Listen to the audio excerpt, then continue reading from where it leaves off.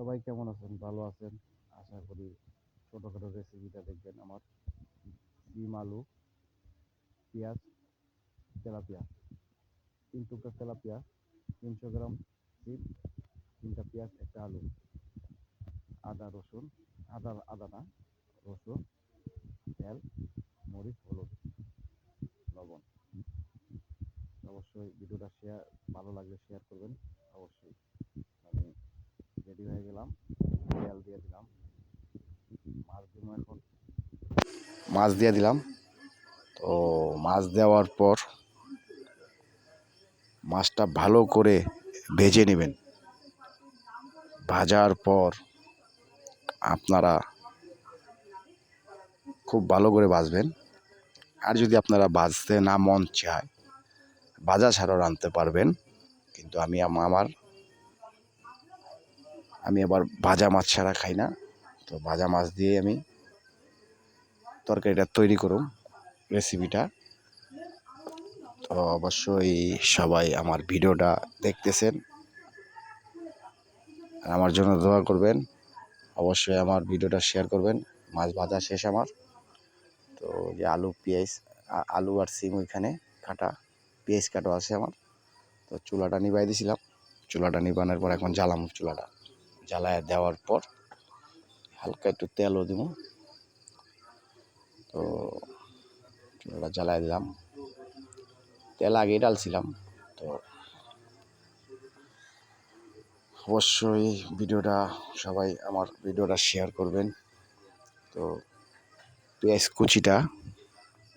পেঁয়াজ কুচিটা এখন দিব।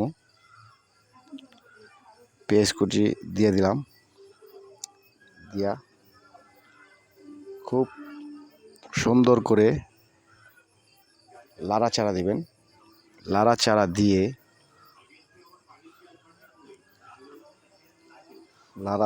দিয়ে হালকা নরম নরম হয়ে আসবো। তো আঁচটা কিন্তু কমাই দিচ্ছি, কিন্তু আজ কিন্তু বাড়াই না। আজও এই আগুনের তাপটা বাড়াইবেন না। বেশি বাড়াইলে কিন্তু পেঁয়াজ পুড়ে যাবো গা। মিডিয়াম আঁচ রাখবেন। আগুনের তাপটা মিডিয়াম রাখবেন।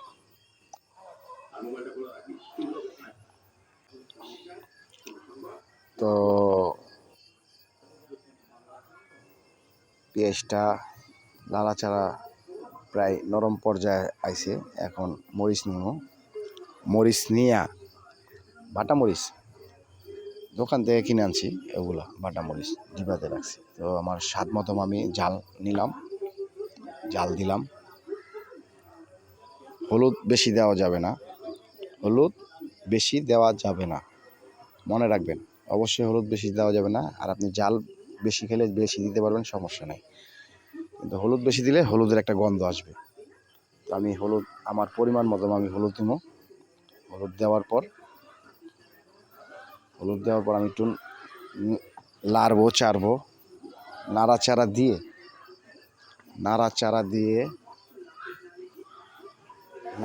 দিয়ে মিশামো। এটারে পেঁয়াজ তেলের সাথে মিশানোর পর তো রসুন তো দিই নাই, রসুন দিব এখন। রসুন কিন্তু পরিমাণ মতন, বেশি রসুন দিবেন না। বেশি রসুন দিলে কিন্তু আপনার রসুনের একটা গন্ধ আছে। আমি রসুন ওই রকমভাবে দিতেছি, যেহেতু আমার তরকারি 300 গ্রাম, আলু একটা, মাছ তিন টুকরা। এই কারণে ওইভাবে আমি ছোটোখাটো রেসিপি, যেহেতু ব্যাচেলার রেসিপি, যারা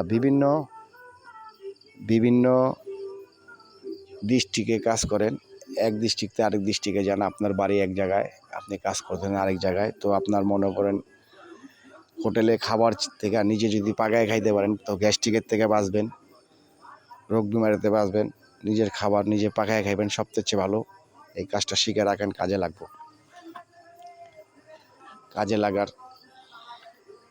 কাজে লাগার রেসিপি দেখতে পারেন। অবশ্যই যাদের ব্যাচেলার তারা দেখতে পারেন বেশি করে।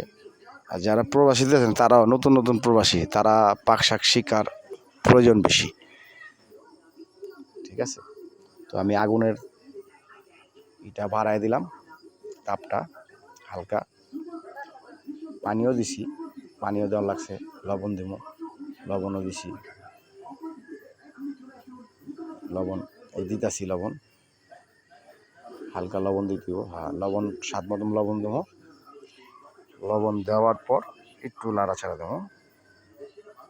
নাড়াচাড়া দেওয়ার পর হালকা নাড়াচাড়া দেওয়ার পর লবণের জায়গা ছিটাছি। আর যেটা যেখান থেকে নিবো সেটা সেখানে লগে লগে ছেড়ে দেবো।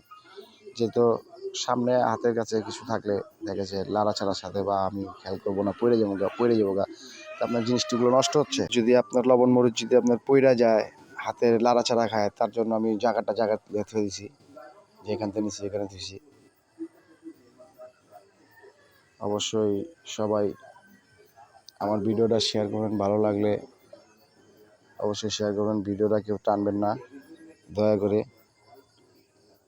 লাইক কমেন্ট আর কমেন্ট করে জানাতে পারেন আপনার কিভাবে এটা ভাই আমার একটু বুদ্ধি দেন, আমি পাকাইতে চাই, তো পাকানোর একটা বুদ্ধি দিতে পারি। আর নতুন কোনো রেসিপি থাকলে আমি আবার দেখাবো ভিডিওগুলা। অবশ্যই আমার ভিডিওটা সবাই শেয়ার করবেন।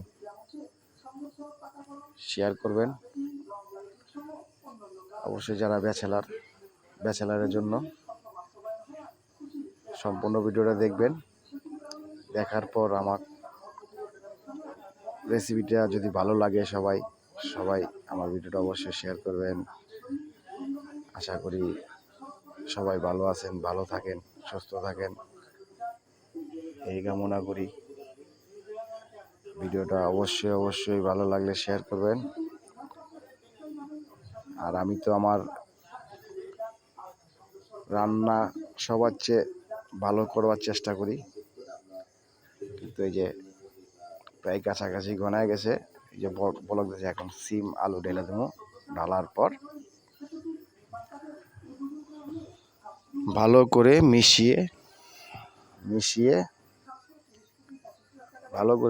মিশাবেন। যেই আপনার হলুদ মরিচ রসুন, চুলার আগুনটা একটু বাড়াইবেন, হালকা না মিডিয়াম করবেন, বাড়াবেন না। এখন হালকা মিডিয়ামে দিয়ে মিশাইবেন। মিশানোর পর একটু ঢাকনা দিয়ে ঢাকতে হবে। ঢাকলে আপনার ওই যে আলু আর সিমের যে একটা কষ পানি, এই পানিগুলো আপনার বের হবে। তারপরে আপনি পানি দিতে হবে, কারণ এর আগে পানি দিতে পারবেন না। দিলে তো তরকারিটা একটা স্বাদ কম আসবে, স্বাদ লাগবে না, একটা কাঁচা গন্ধ থাকবো। সিমের একটা গন্ধ আছে, আলুর একটা গন্ধ আছে। অবশ্যই ভালো করে মনোযোগ দিয়ে শুনেন আর দেখেন আমি কিভাবে তৈরি করতেছি। তো অবশ্যই সবাই পারবেন এইভাবে, যারা ব্যাচেলার আছেন। এই ভিডিওটা শুধু ব্যাচেলারদের জন্য। ব্যাচেলাররা অবশ্যই দেখেন ভিডিওটা। ঢাকনা দিয়ে ঢেকে দিলাম।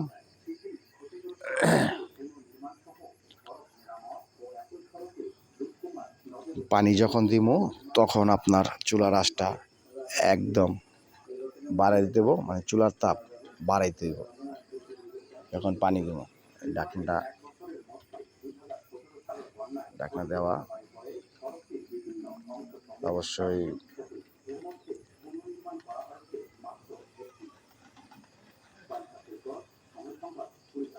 আসলে কি একা জীবনটা একটা লড়াই।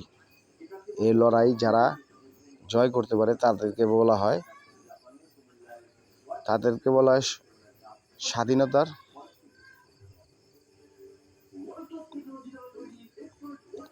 পানি দিলাম। এই পানি দিয়া মাছগুলো ঢেলে দেবো। ওই 3 টুকরা মাছ পানি দেওয়ার পরে মাছ ঢেলে দেবো অবশ্যই। তো আশা করি সবাই ভালো আছেন, ভালো থাকবেন, সুস্থ থাকবেন। সকলের জন্য দোয়া করবেন, আর সবাই সবার জন্য দোয়া করবেন।